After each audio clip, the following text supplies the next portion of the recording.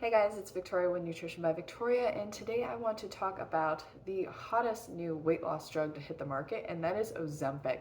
And basically, I want to discuss whether or not you should take it for weight loss and maybe what you should do instead. So, if any of you have been watching my channel, you probably know what I'm going to say, but I do want to have a bit of a discussion about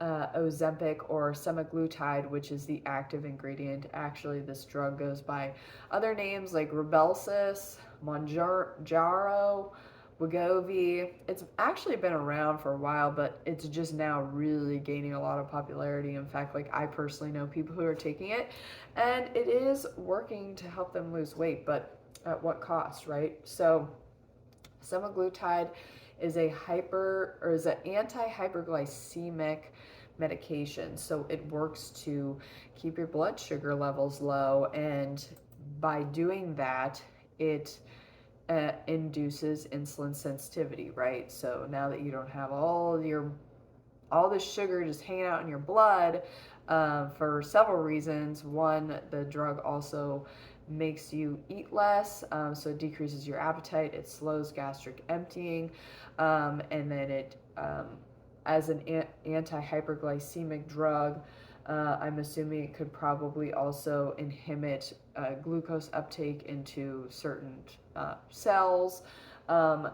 Basically, I'm not sure why you want to do this because all of our cells depend on glucose in order to function. So you take the glucose away, by using this drug, you're going to end up with side effects that basically aren't going to be fun long term when your body doesn't work anymore because of the damage that's been caused by the lack of glucose availability to the cells.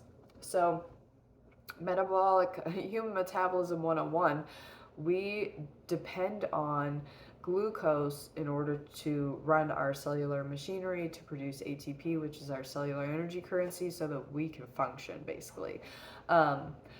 In fact, it's so important that we have readily available glucose that when our glucose levels in our blood drops, we release a hormone called glucagon in order to bring our blood sugar back up. So it allows sugar to be released from the liver via glycogenolysis, the breakdown of glycogen, and also utilizing gluconeogenesis, which is the conversion or the synthesis of glucose from non-glucose substrates like protein.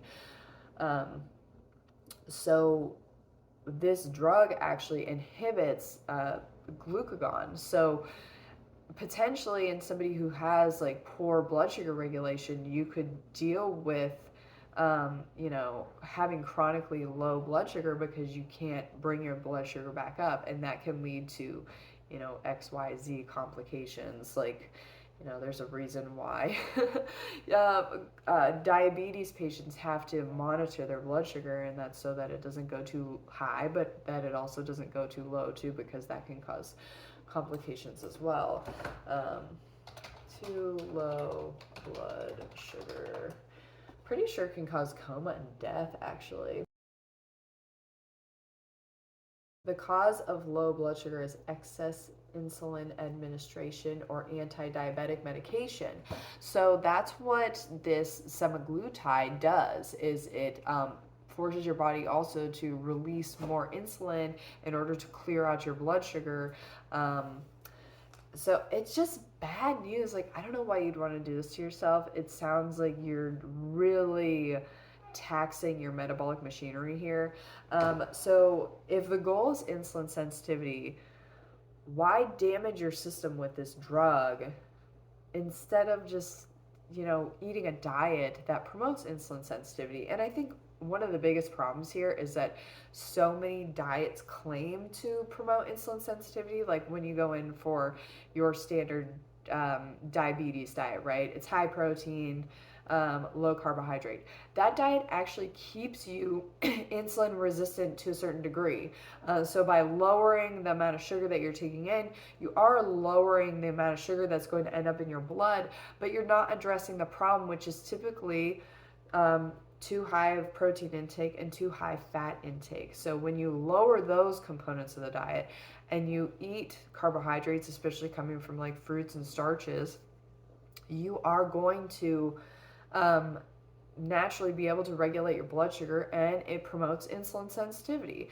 So when you don't have enough glucose in your diet from carbohydrate, you can become insulin resistant. And when you have too much fat and protein in your diet, you're actually inducing insulin resistance. So when you want to be insulin sensitive, you want to eat a high carb, low fat, plant-based diet, ideally. And that's what I wrote my whole coaching program about, is how this all works, how to do it, etc. Neil Barnard wrote his bestseller, How to Reverse Type 2 Diabetes, and he clinically proved that with a high carb, low fat diet, you can reverse diabetes. Dean Ornish did this with heart disease with a high carb, low fat diet. So this diet has been clinically proven to help people lose weight, get rid of type 2 diabetes, control type 1 diabetes, and reverse heart disease. And also, it's really great for cancer prevention and also helping to recover afterwards. Anyways, yeah, so why wouldn't you just eat a diet that allows you to lose weight, be healthy, be metabolically healthy, and just effortlessly? Because that's what I've achieved for myself. That's what I coach people on how to do. But yeah, it's pretty amazing what you can do by just eating, a high carb, low fat diet. And you don't have to restrict calories. You can eat as much as you want. So that's what a lot of people struggle with, is they're so hungry, so they take this weight loss drug because it decreases their appetite, which aims to induce insulin sensitivity, right? Because you have less sugar in your blood. So it gives you like insulin sensitivity temporarily, but at the same time, it's gearing you up to be insulin resistant afterwards. You go off the drug, you're going to naturally just gain a whole bunch of weight back because your appetite's going to go up. And this all has to do with our metabolic hormones that I go through in my coaching program, and how to eat to keep them regulated. It has a lot to do with leptin, and insulin primarily, and how to keep those hormones primed so that it encourages your body to utilize body fat stores to lose weight. And more importantly, to stay healthy metabolically, because that's what effortlessly sustained and maintained weight loss requires, is for your body to be metabolically healthy. Okay, that's it for today's video. Leave any comments or questions down below. Let me know if you're interested in my help. I'll leave a link for my coaching group and my coaching program in the description box, and I'll see you guys next time. Bye.